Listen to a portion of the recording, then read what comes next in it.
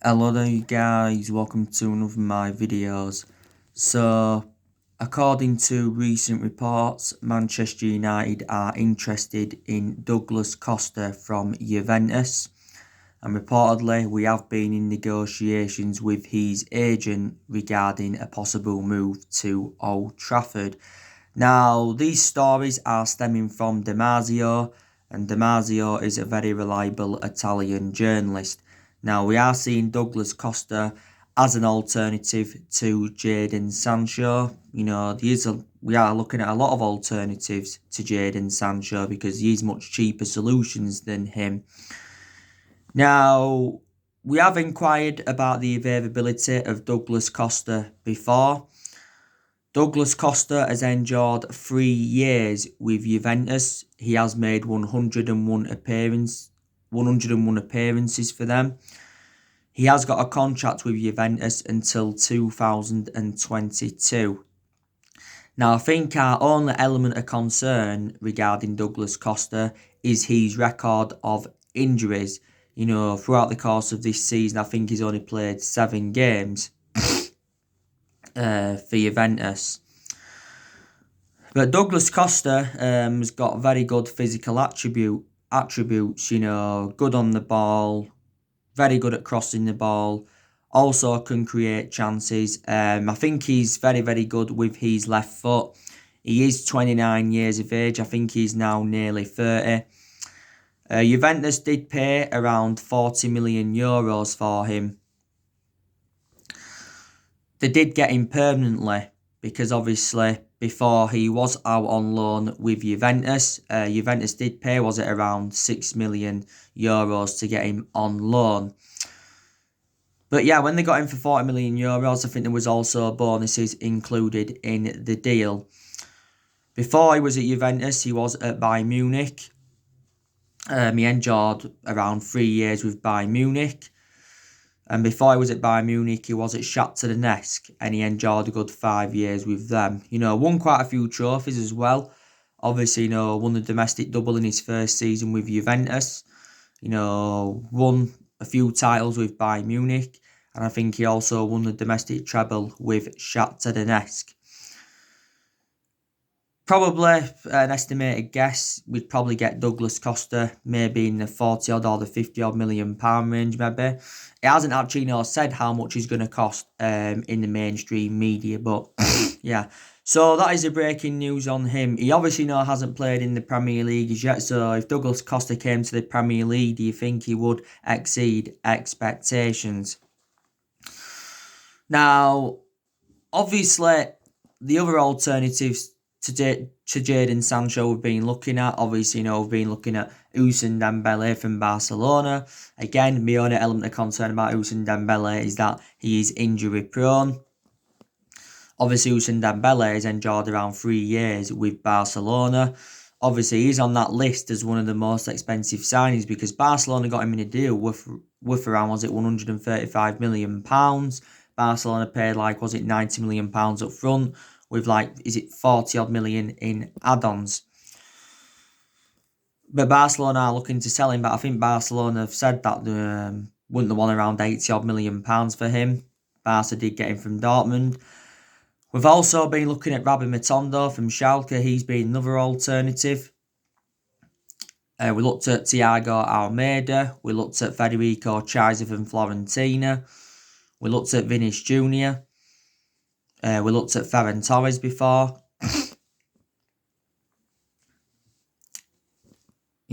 So yeah, we've looked at so many alternatives. Kingsley Coman from Bayern Munich. We inquired about getting him on loan a few weeks ago. So there you go. So anyway, that is the latest news regarding Douglas Costa. Now, you already know the news regarding Jadon Sancho. I think now Jadon Sancho to Manchester United in this summer transfer window is not going to happen. I think a lot of Manchester United fans will agree with me on that. Obviously, Borussia Dortmund's chef has come out and said that, Dortmund do not need to sell Sancho in this summer transfer window, despite Dortmund losing £45 million. Now, Borussia Dortmund's CEO said recently that Sancho will be staying at Dortmund. He's saying the exact same thing as what Michael Zorg said, their sporting director, the other week, because he come out and said that Sancho is staying at Dortmund and the decision is final. And he did also say that Dortmund secretly extended his contract until 2023. Now, a few weeks ago, it was looking very, very imminent that Sancho was going to be signing for Manchester United, because you had Fabrizio Romano, who's a very reliable Italian journalist.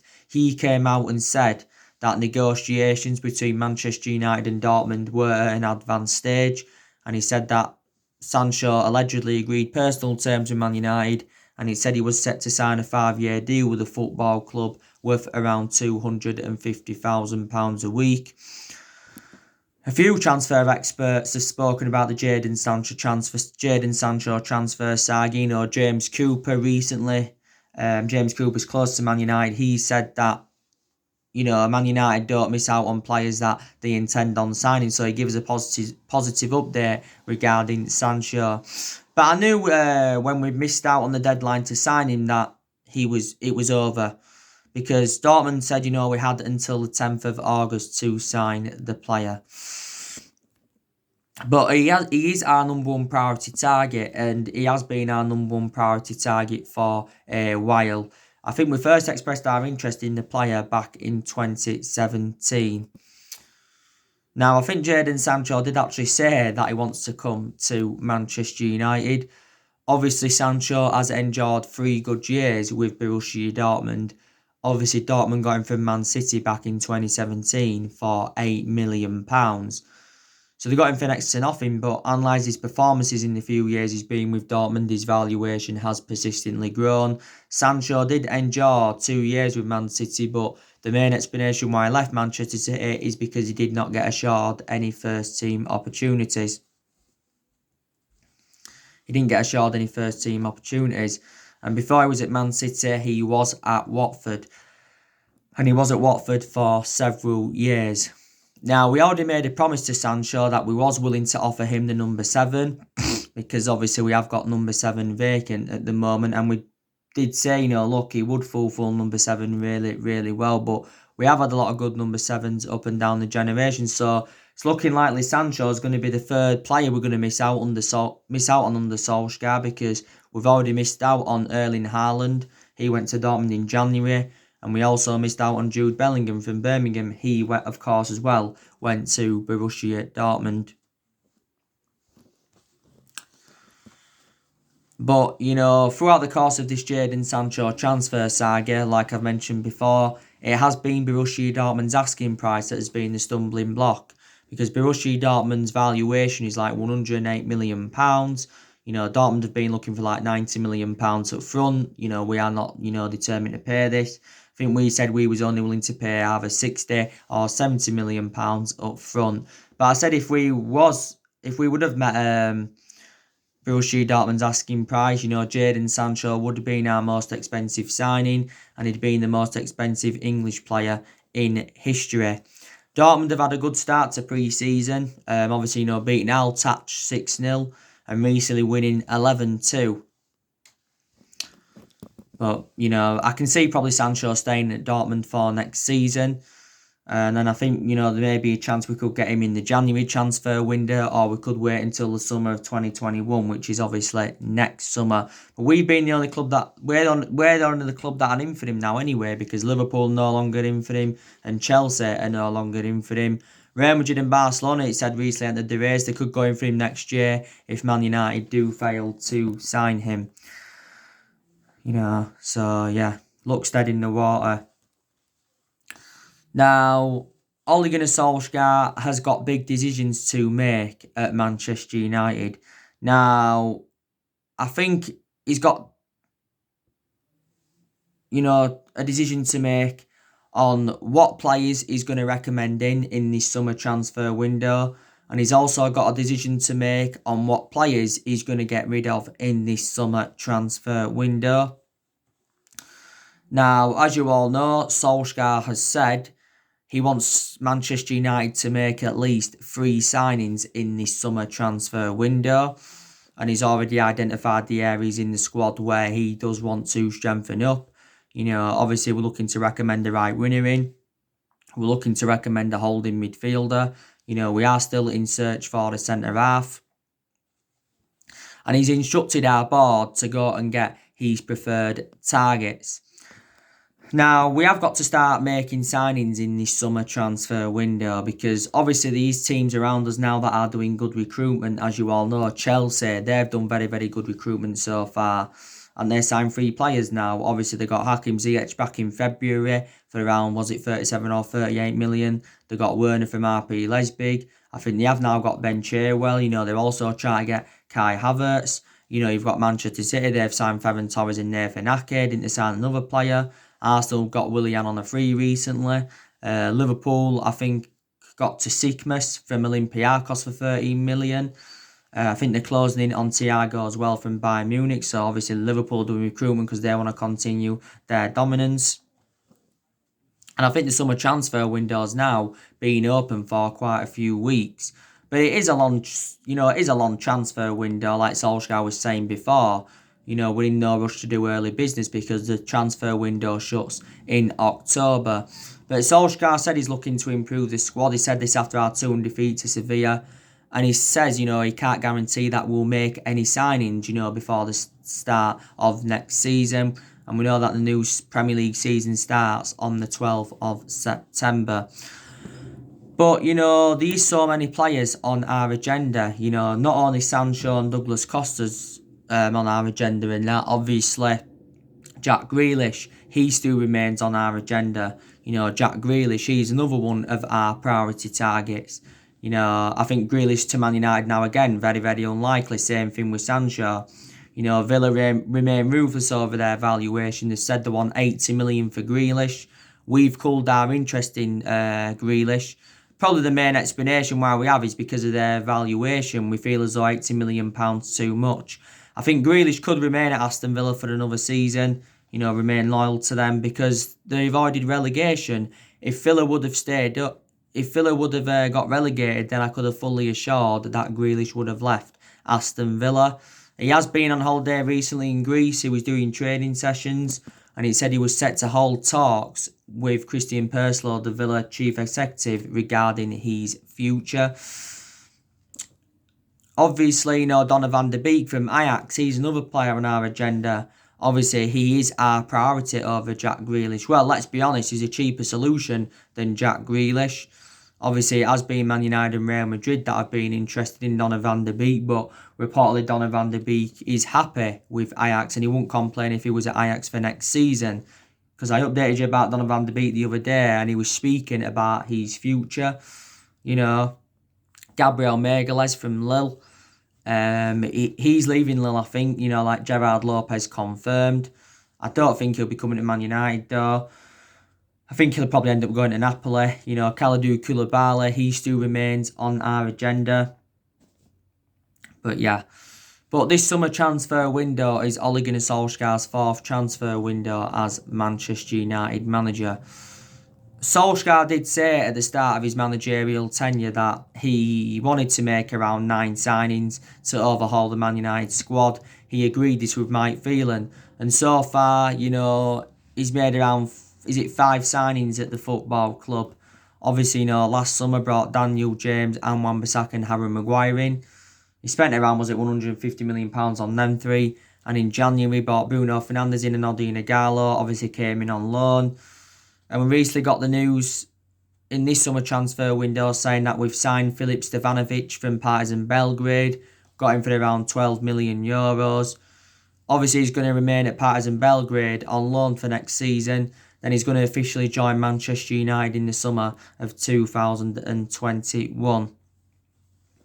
So there you go. I think the players we're planning to get rid of in this summer transfer window, because we need to also focus on the outgoings as well as the incomings. I think, we're looking to get rid of Jesse Lingard, despite Ole Gunnar Solskjaer wanting him to stay at the club, because Solskjaer is an admirer of Jesse Lingard because he coached him as a youth player, and Jesse Lingard has been part of the club for several years.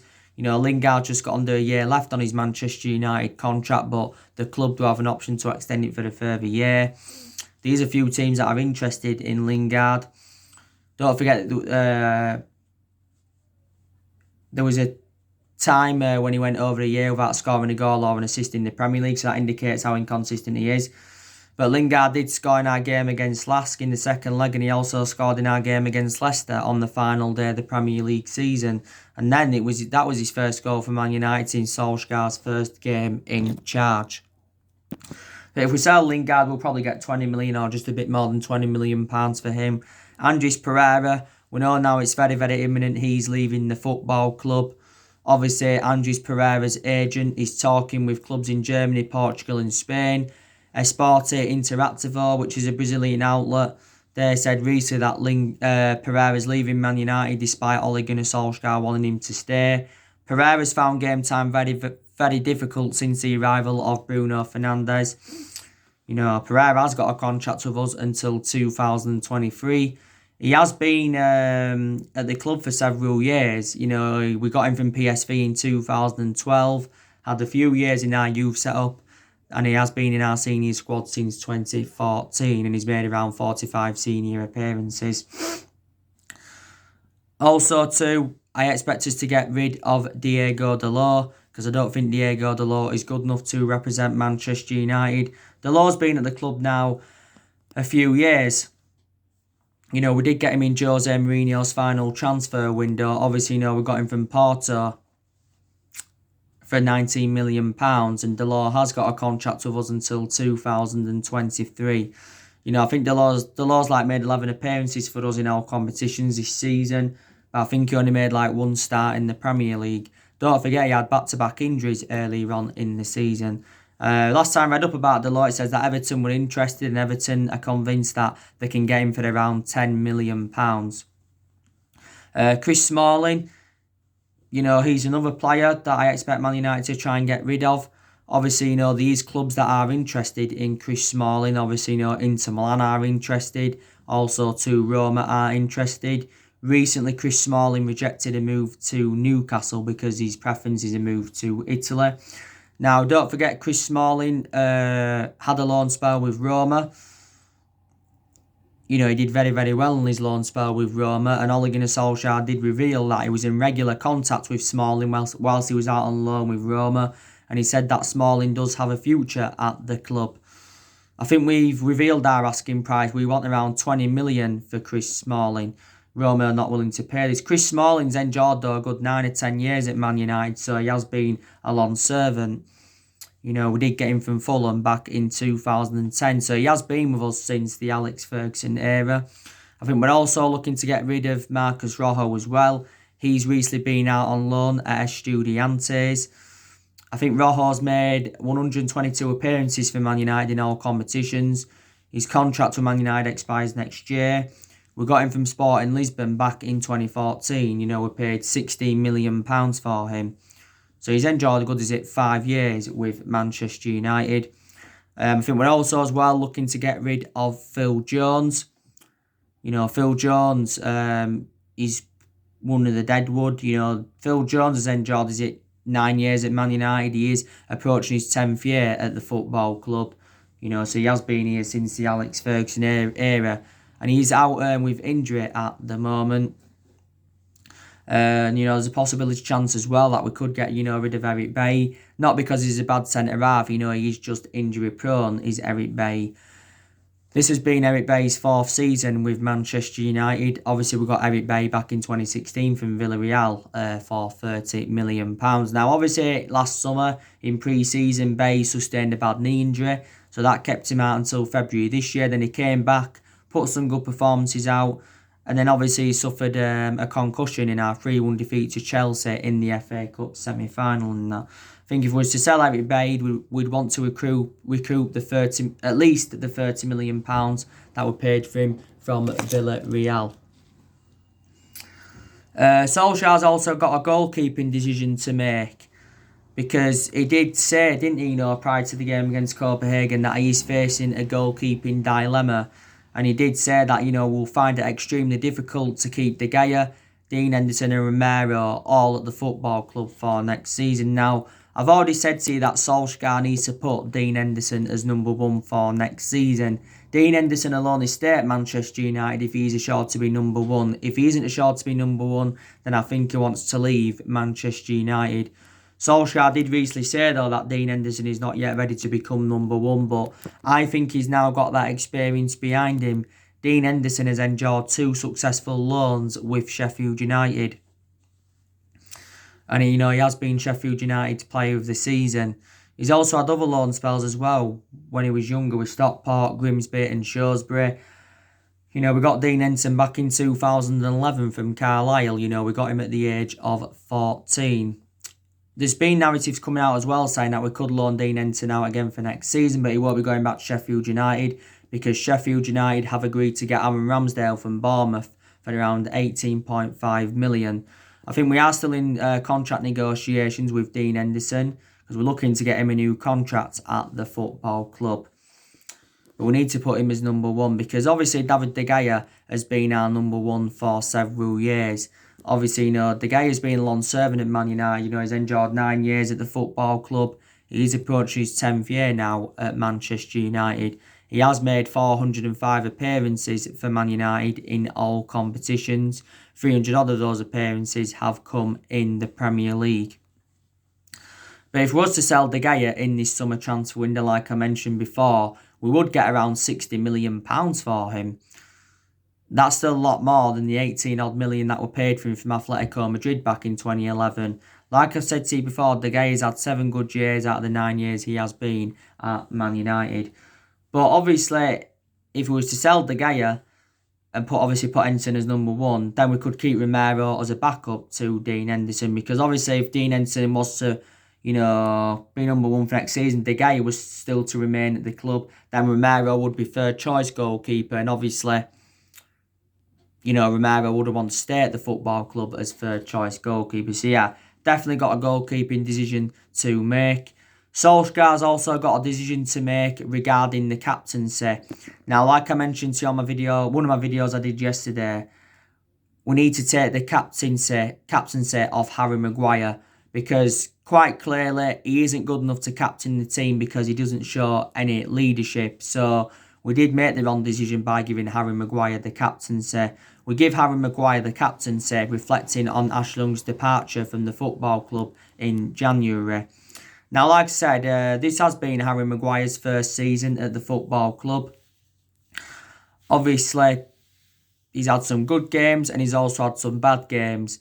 Harry Maguire has scored 3 goals for the club, I think. He scored against Tranmere, he scored against Norwich, and he also scored in the game against Chelsea when we beat them 2-0.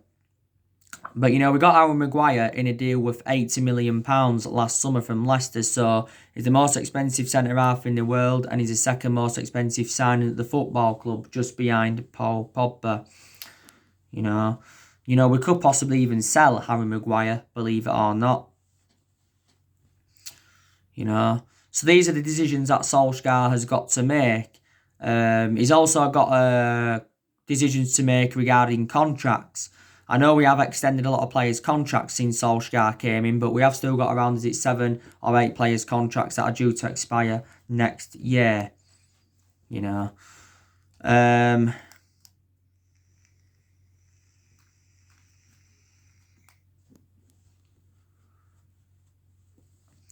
Like I said on video yesterday, maybe there's a bit more pressure now on Ole Gunnar Solskjaer because obviously, we are out of the Europa League. Sevilla beat us by 2-1. It is our third semi-final defeat of this season. And it is now 31 years. It is 31 years since we've gone 3 seasons without a trophy. Because it's now 3 years, we haven't got a major trophy. And that's obviously, very, very bad. But I said, didn't I, Sevilla was always going to be a difficult game because Sevilla had a good team. They've got good players. They finished 4th in La Liga this season. They've won 5 Europa Leagues. So they are the record holders in the Europa League. They're now 20 They're now unbeaten in their last 20 games. But I was, very, very disappointed. But like Solskjaer was saying prior to the game, semi-finals are not good enough. They're really, really not. And I give you the main explanations why I wanted Manchester United to win the Europa League, because obviously it had been our first trophy under Solskjaer. It'd have ended our trophy drought. Because like I said, we haven't won a trophy for over 3 years. And Solskjaer did say, before Sevilla, winning the Europa League as Manchester United manager would be one of my greatest achievements. So what it meant is, it would surpass 1999. Solskjaer still exceeded most of his expectations this season. Obviously, got us qualification for the Champions League. I said how important Champions League was for attracting players, for our players, and for the financial structure. We also finished third, which was a good achievement, and we did progress to 3 semi-finals. And it was Ole Gunnar Solskjaer's first full season at the football club. Obviously, next season is going to be Solskjaer's second full season at the club. But next season is going to be the big test for Solskjaer, because next season he will have bigger expectations to exceed. Like I said, our expectations next season will be to challenge for the Premier League title and that. Because we haven't won the Premier League since 2013. But I heard that we've got around £140 million to spend in this summer transfer window, so that should get us a couple of signings in. But I thought we was unlucky against Sevilla. It was actually a good performance. We created a lot of chances in the game. We just weren't clinical enough in front of goal, and just thought defensively we was shambolic, and that's obviously what cost us. Because obviously Wan-Bissaka was out of position for both of Sevilla's goals. Lindelof was accountable for one of their goals, and so too was Brandon Williams and all of that. But Solskjaer did go with a strong lineup, but I said he was going to go with a strong lineup because he wasn't obviously, going to take any risks. But, I'm not one of those fans that's going to demand Ole Gunnar Solskjaer out, because I even said, didn't I, we don't win the Europa League, which we can't now. And even if he didn't exceed any expectations, I'd still say give him another season at Man United, because it is a transition period, and it has been a transition period for a while. The positive is that, we haven't lost in the league since January. We are unbeaten in our last 14 league games. It obviously has been our best vein of form since Ole Gunnar Solskjaer was the interim manager. Because don't forget, when Solskjaer was the interim manager, he won his first 8 games, won a total of 14 games out of 19 in all competitions, and that was enough to give him the job permanently. I think we won, 8 or 9 away games on the trot as well. We won 8 or 9 away games on the trot as well when Solskjaer was the interim manager. And don't forget as well, we went on a 19-game unbeaten run in all competitions. So I've still seen an upturn in form. Our recruitment's definitely improved under Solskjaer. Throughout the course of the season, Solskjaer's promoted the youth well.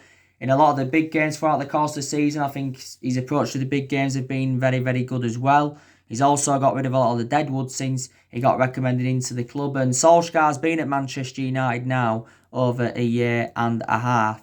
But I don't know if he's a foreseeable future for Manchester United. Obviously, time will tell.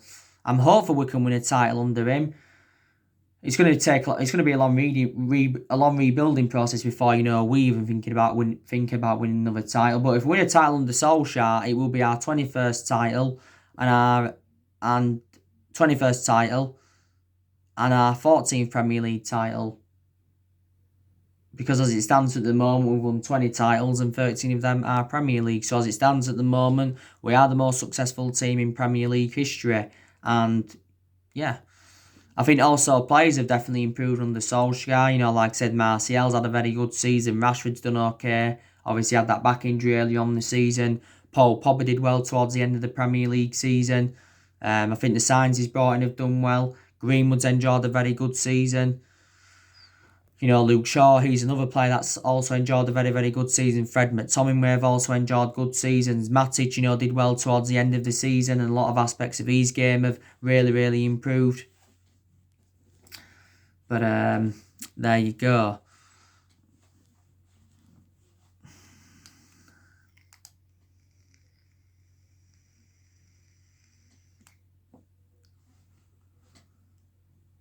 But there you go on that.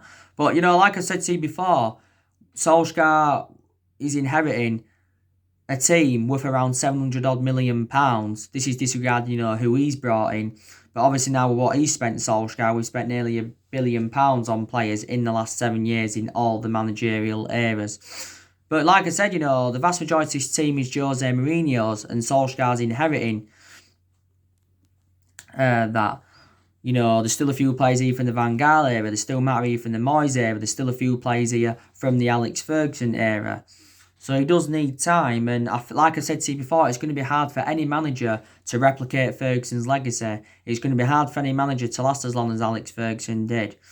You know, but Ferguson didn't settle in straight away, don't forget, because he didn't win out in his first 4 years at Manchester United. But all our success came under Ferguson because we won a total of 38 major honours under him. And in the entirety of our history, we have, at this moment, we have won 45 trophies. We've only won 3 trophies since Ferguson left, and that was the FA Cup under Van Gaal and the Europa League and the League Cup under Mourinho. You know, so there you go. So anyway, guys, that's everything to update you today. Drop your comments, likes below on the channel. If you do, consider subscribe as always, and take care. God bless, and I'll see you all again very, very soon.